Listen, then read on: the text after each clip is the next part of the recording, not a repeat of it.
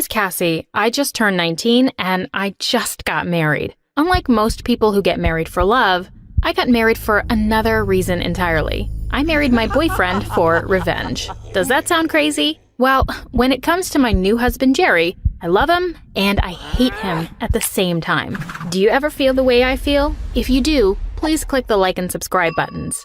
Here's my story. To be perfectly honest, the happiest person at my own wedding wasn't the bride. It was my father. He practically forced me to marry because Jerry's rich family was investing in my dad's business that was going bankrupt. It wasn't so bad at first. I really fell in love with Jerry because he's so handsome, charming, and funny. But when I got to know him more, I found out that he had one major flaw. When Jerry declared his love for me in front of our friends and family, my heart fluttered in my chest. I looked lovingly back at him. But at the reception, I heard Jerry flirting with one of my own bridesmaids. "You're so lovely," he said. "If I weren't marrying Cassie, I would marry you." Underneath his charming smile, Jerry was awful. He was such a flirt. I can't believe he was hitting on another girl at his own wedding. But then, I caught him staring at another woman while we were doing the conga line. I pushed his hand away from my waist and then he tripped and fell flat on his face. The party came to an abrupt end because Jerry broke his front teeth. He was in such pain and we had to bring him to the dentist right away.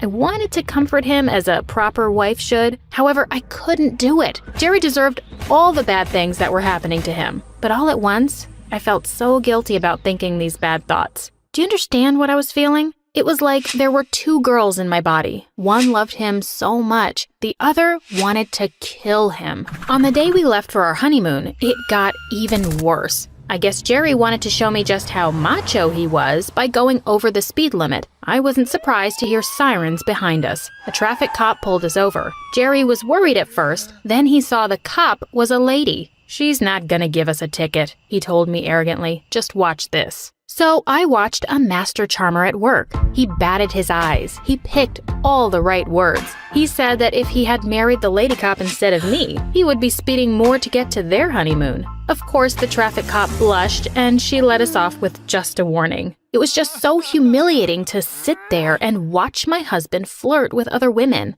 I wanted to punish Jerry by the time we got to the airport, but again, the universe did it for me. We were checking in when airport security stopped us. Apparently, there was another man with the same name who was a criminal and was trying to flee the state. Jerry went through a completely humiliating body search and a long interrogation in the detention center. A part of me hated it that I had to vouch for his identity, but I had to do it. Instead of being grateful to me, Jerry was in a terrible mood by then. He felt even worse when he found out that I had changed our honeymoon destination. You see, even before our wedding day, I secretly canceled our reservation in a 5-star resort hotel. Instead, I found a secluded bed and breakfast in the middle of a deserted island, in the middle of a lake, in the middle of hurricane season. And I didn't do it for romantic reasons. We grabbed a quick bite before boarding our plane. Of course, Jerry was flirting with the waitresses too. I wanted him to choke on his food. I wanted him to fall off his chair. But Jerry was in for a worse fate. I guess the spicy tuna sandwich didn't agree with his digestion, because by the time we were already up in the air, Jerry was headed for the plane bathroom where he spent most of the flight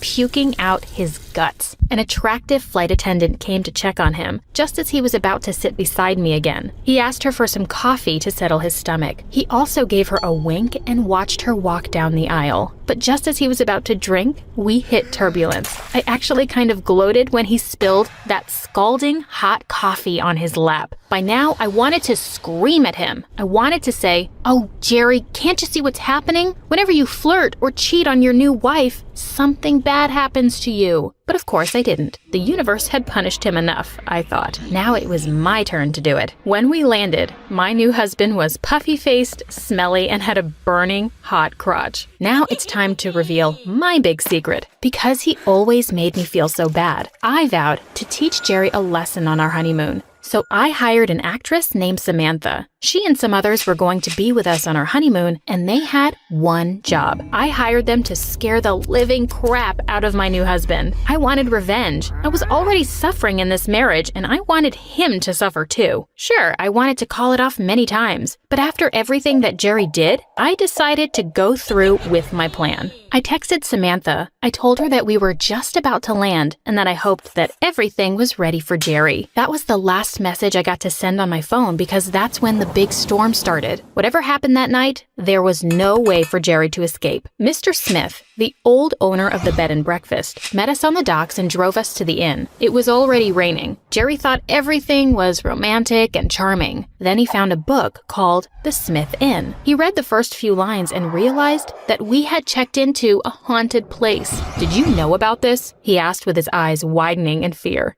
I pretended to be shocked and scared. "This building wasn't built as an inn. It used to be an orphanage," Jerry said with a squeal that wasn't macho at all. "They closed it down because they were using the children for experiments a few decades ago, and then they turned it into an inn that's rated to be the most haunted place in the world." I wanted to laugh in Jerry's face, but I had to keep my cool. I reminded myself to give Samantha a big bonus for planting that book. It was absolute genius. I tried to reassure Jerry that everything was going to be just wonderful on our honeymoon. Then Mr. Smith called us for dinner. He served us their house specialty. It was black blood stew with some aphrodisiacs thrown in. "We call it our love stew," he said before he left us for our meal. Jerry was looking cautiously at his food. In truth, it looked gross, but it was delicious. Whatever was in there, I was sure that it was all edible. This was just all a part of the plan. Jerry was about to take a bite when a strange but beautiful woman came in. "Good evening," she said. "I hope you are having a good time." Jerry's eyes lit up. He smiled his killer smile at the woman and asked if she knew about this place.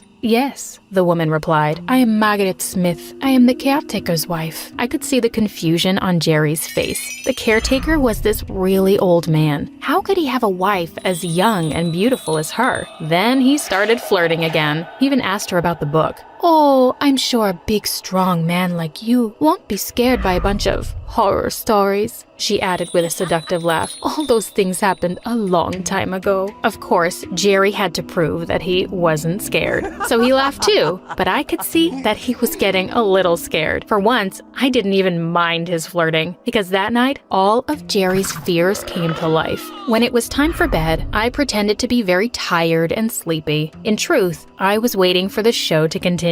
Jerry was very tired and he fell asleep at once. Then he started tossing and turning. He started moaning in his sleep. I gently woke him up. Jerry's eyes flew open. He was covered with sweat and he was shaking. He told me that he had the most terrifying dream about this place. "I dreamt that terrible things were going to happen tonight," he said with dread. I pretended to be concerned. I bet it was that stew that gave him bad dreams. It was another bonus point for Samantha and her team. Jerry was sitting up in bed, too freaked out to go back to sleep. Then we heard footsteps coming from the hallway. We heard sounds of children and they were talking and giggling. But soon, their laughter turned to screams. Jerry started to shiver with fear. He snuggled closer to me. After a while, it became very quiet and I whispered, "I have to pee." I really did. I asked him to come with me. The bathroom was just across the hall. Jerry opened the door cautiously and went out first. "The coast is clear," he said. I stuffed my fist in my mouth, trying to stop the giggles from escaping. I was still in the bathroom when we started to hear the sounds of chains dragging on the floor. Jerry began to pound on the door. "Let me in," he cried, but I told him that I wasn't done yet. "Open the door, Cassie," he cried again. This time I could hear real fear in his voice.